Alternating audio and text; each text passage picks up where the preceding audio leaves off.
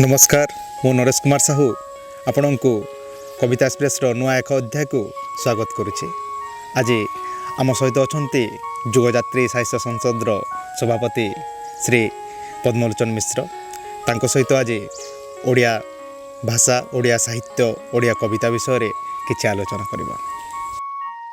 निज पिता स्वर्गत नाट्यकार नारायण मिश्र ठारू उत्तराधिकारी सूत्र साहित्य को पाई पद्मलोचन मिश्र साहित्यर एक मुग्ध उच्चारण निजर एक स्वतंत्र परिचय से तैयारी करि पारिछंती।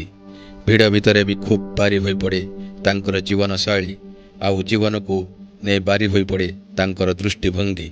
छात्र जीवन रु साहित्य प्रति एकांत आत्मीयता आज भी तांकु एका करी छाड़िनी।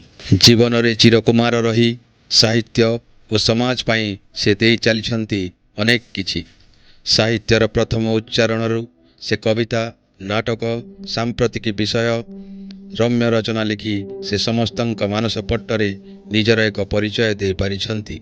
कॉलेज जीवन रे तांकर संपादित पाक्षित संवाद साहित्य पत्रिका एवं तांकर रचित अनेक नाटक आज भी अनेकों को प्रभावित करे।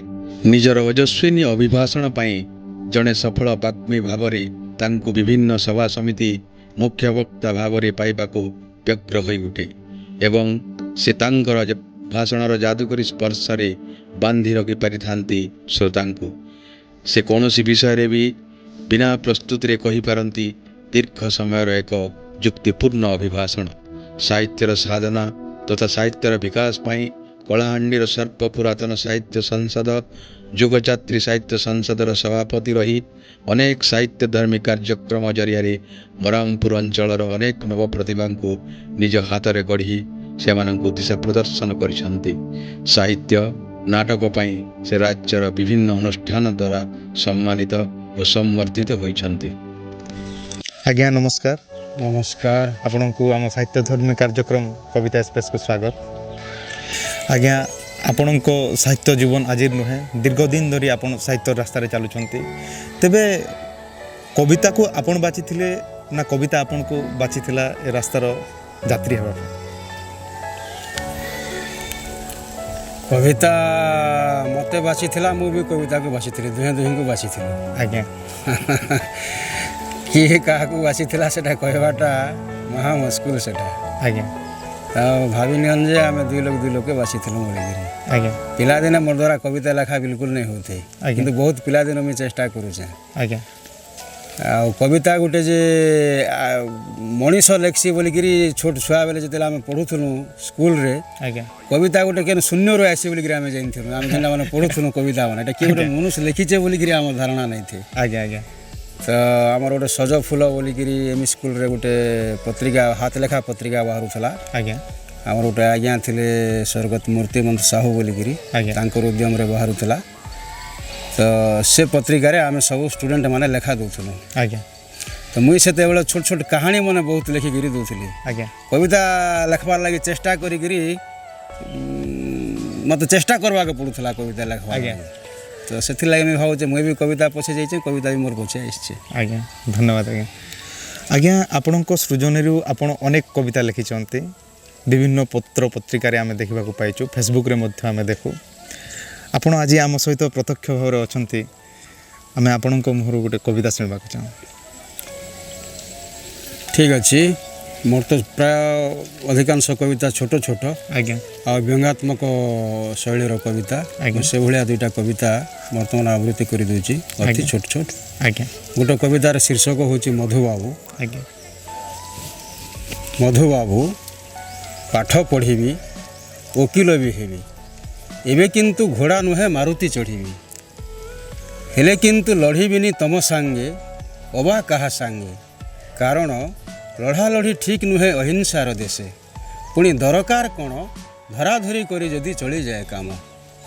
मधुबाबू ना लिखी चमत्कार आ गोटे सुभाष ना गोटे कविता यहाँ सब 1987-88 मसीह लिखी कविता माने यहाँ। आज्ञा आ गोटे सुभाष ना लिखी सुभाष तमे रक्त मागी आमे रक्त देलु स्वाधीनता देवा कथा कही ताहा भी मिलिला किंतु आम रक्त दिया निया बंद तो नहिला ଯେତେ ଯେତେ ଅହିଂସାର ପାଲା ଆଉ ଧର୍ମର କୀର୍ତ୍ତନ ଜମୁଛି ସେତିକି ଆମରି ରକ୍ତ ନିଗିଡ଼ି ଚାଲିଛି। ଚମତ୍କାର ହେଇଛି ଆଜ୍ଞା। ଦୁଇଟା କବିତା ଏଇଟା ଆବୃତ୍ତି କଲେ। ଆଜ୍ଞା ଆପଣ କେଉଁ ସବୁ କବିତା ପଢ଼ିବାକୁ ଭଲ ପାଆନ୍ତି ଆଉ କେଉଁ କେଉଁ କବିଙ୍କୁ ଆପଣ ପଢ଼ନ୍ତି?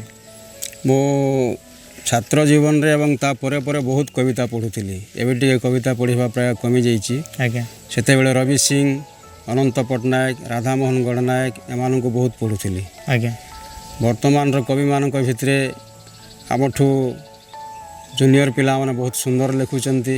ଆଜ୍ଞା ଯେମିତି ଭାରତ ମାଝୀ, ଫେସବୁକ୍ରେ ତା କବିତା ମୁଁ ବହୁତ ପଢ଼େ। ଆଜ୍ଞା ଆଉ ଫେସବୁକ୍ରେ ରଘୁବୀର ଜୁନିୟର ବୋଲିକିରି ଜଣେ କବିତା ଛାଡ଼ୁଛନ୍ତି, ଆଜ୍ଞା ତାଙ୍କ କବିତା ମୁଁ ବହୁତ ପଢ଼େ।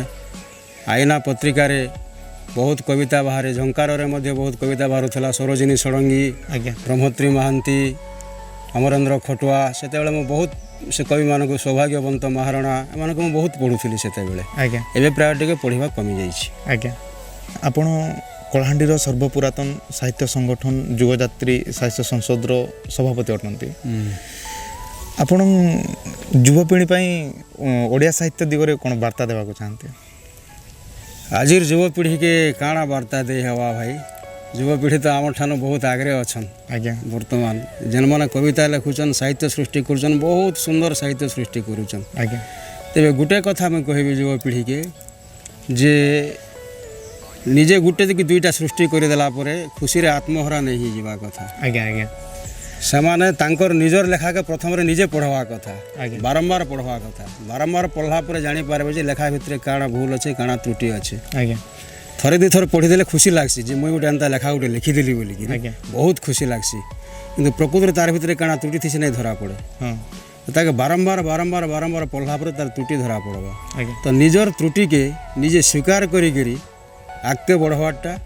ଆଉ ଇ ଯେନ୍ ଆଜିକାଲି ଗୋଟେ ଯେନ୍ ଦୌଡ଼ ଚାଲିଛେ, ଆଜ୍ଞା ବହୁତ ଜୋରରେ ଦୌଡ଼ୁଛନ୍ ନୂଆ ଯୁବପିଢ଼ିର ଲେଖକମାନେ, କବିମାନେ ଆଜ୍ଞା ଉପାଧି ମାନେ ପାଇବାର୍ ଲାଗି, ହଁ ମାନପତ୍ର ମାନେ ପାଇବାର୍ ଲାଗି। ଆଜ୍ଞା ସେ ଦୌଡ଼ରୁ ଟିକିଏ ଦୂରେଇକିରି ରହନ୍, ଏତ୍କି ଏକା ମୁଇଁ ବାର୍ତ୍ତା ଦେବି। ଆଜ୍ଞା ଧନ୍ୟବାଦ ଆଜ୍ଞା। ବହୁତ ସୁନ୍ଦର ଲାଗିଲା ଆଜ୍ଞା ଆପଣଙ୍କ ସହିତ କଥାବାର୍ତ୍ତା ହେଇ। ଆପଣ ଆମ କବିତା ଏକ୍ସପ୍ରେସ୍କୁ ଆସିଲେ, ବହୁତ ସୁନ୍ଦର ବାର୍ତ୍ତା ସବୁ ଦେଲେ ଯୁବପିଢ଼ି ପାଇଁ, ସେଥିପାଇଁ ଆମେ ଆପଣଙ୍କ ଠାରେ କୃତଜ୍ଞ ଆଜ୍ଞା। ହଁ, ତୁମମାନଙ୍କୁ ବି ଧନ୍ୟବାଦ, କାଜେ ମୋତେ ତୁମେ ମାନେ ବାଛିଛ ଆଜ୍ଞା ଯେ ଇଣ୍ଟରଭ୍ୟୁ ନେବାର୍ ଲାଗି।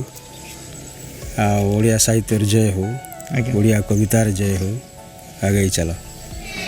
ଏତେବେଳେ ଯାଏଁ କଥା ହେଉଥିଲେ କବି ପଦ୍ମଲୋଚନ ମିଶ୍ରଙ୍କ ସହିତ। ଆଗାମୀ ଅଧ୍ୟାୟ ସବୁରେ ଦେଖା ହେବା ନୂଆ ନୂଆ କବି, ନୂଆ ନୂଆ କବିତା ସହିତ। ସେତେବେଳେ ଯାଏଁ ରହୁଛୁ, ନମସ୍କାର।